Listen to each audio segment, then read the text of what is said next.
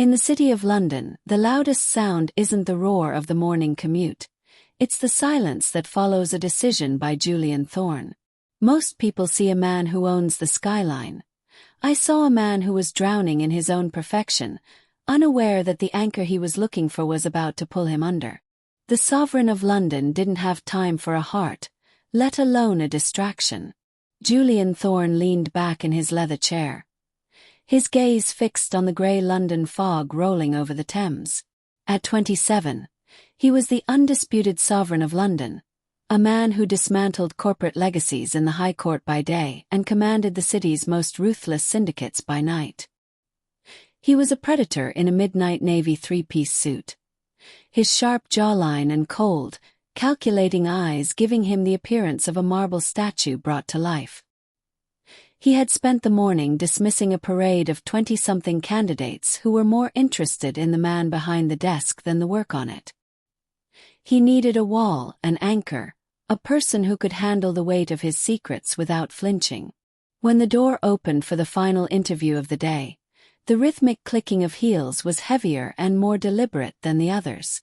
Tessa Vance walked in, and for the first time in years, Julian felt the air in the room shift.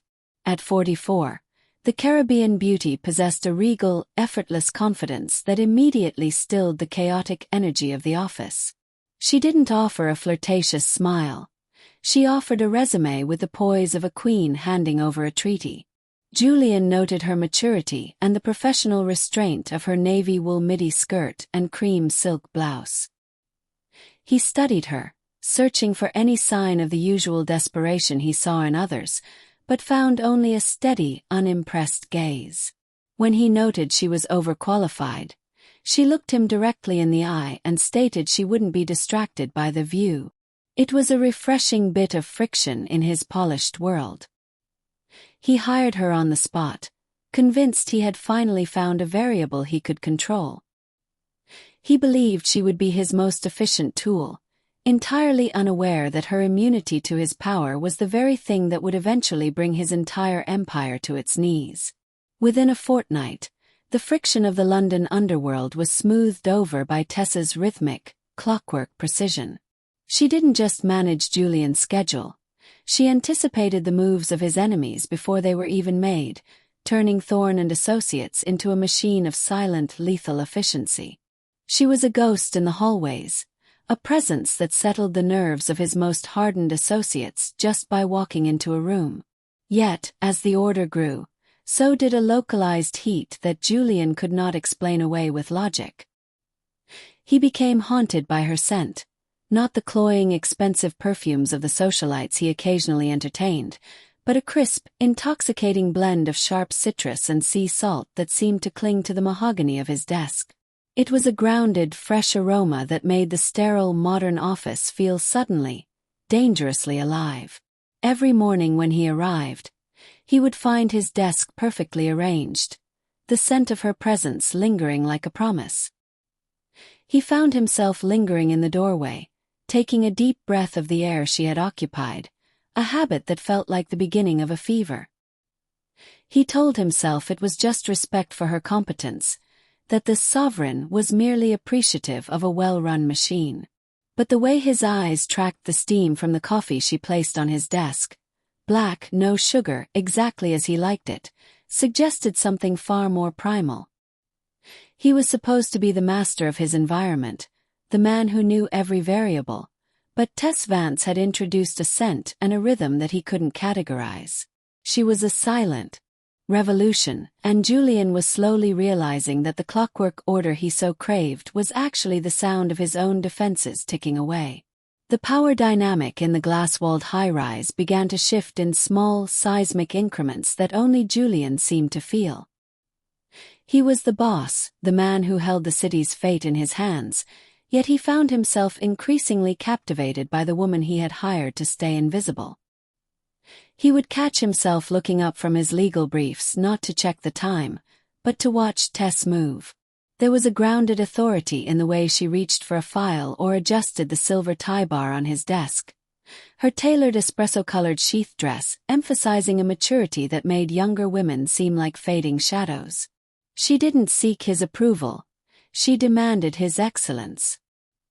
He realized that the room didn't just belong to him anymore. It belonged to her.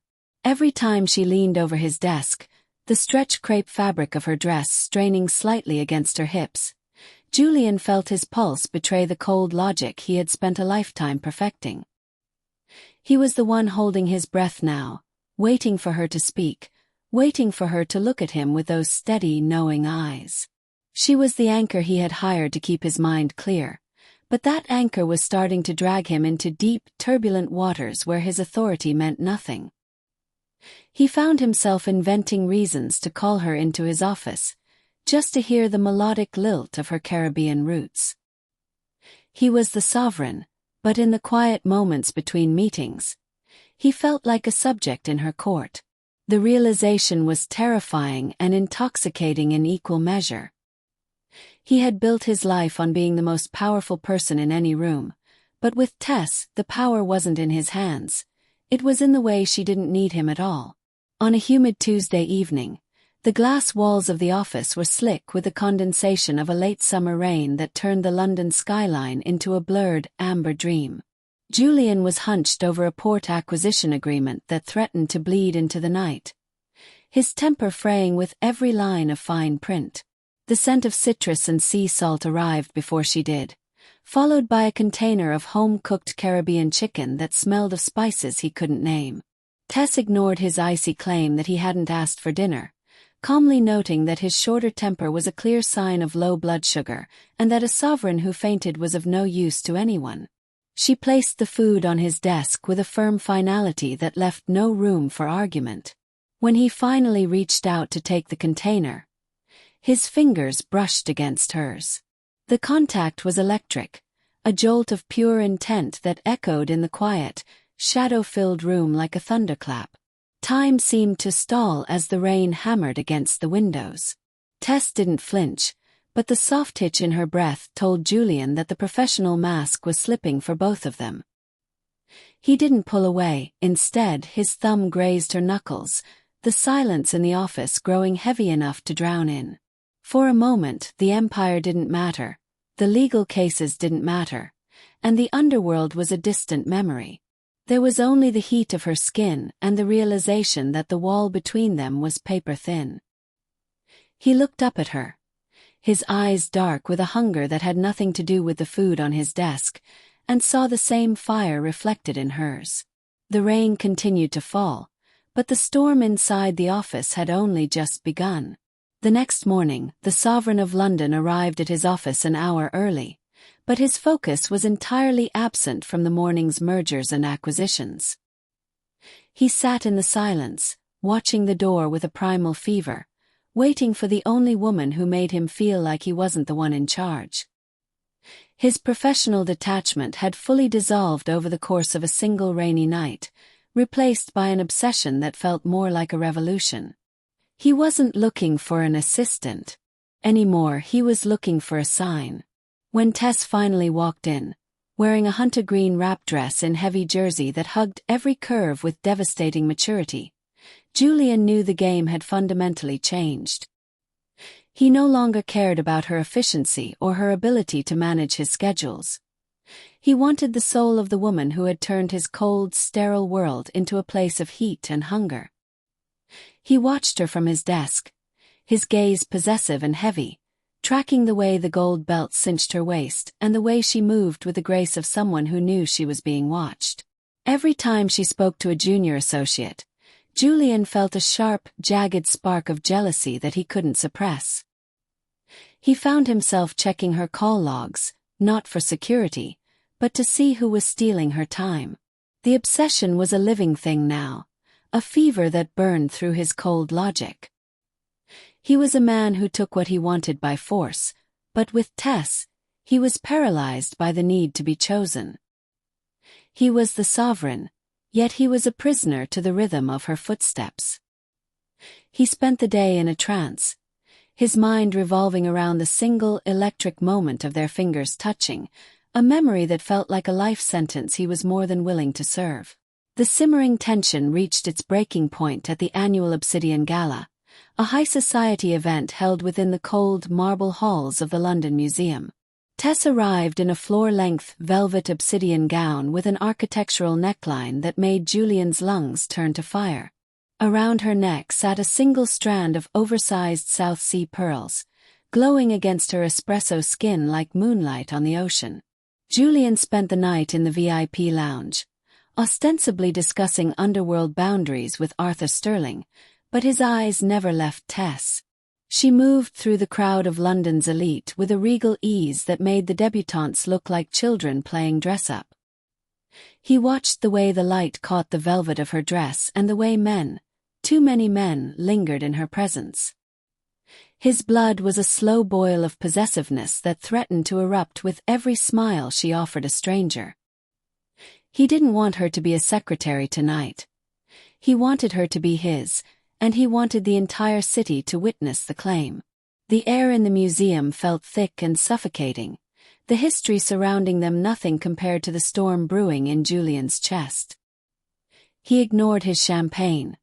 His focus narrowed down to the woman in the black gown, his predator's instincts screaming at him to move.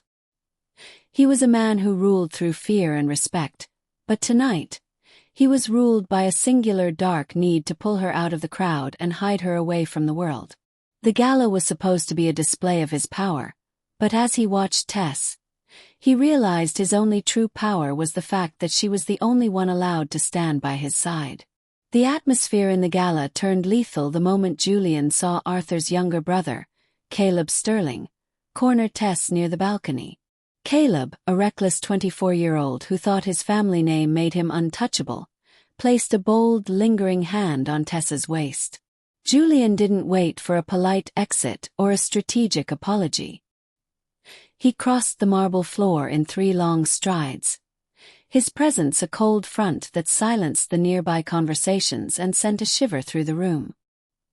He didn't look at Tess. He looked at the hand on her hip, his voice a jagged, dangerous edge as he commanded the boy to move it. Caleb, fueled by champagne and arrogance, laughed and called her, just a secretary, a mistake that nearly cost him his wrist as Julian gripped it with a strength that forced a gasp of pain. "She is mine," Julian hissed, his voice low enough only for Caleb to hear but carrying the weight of a death warrant.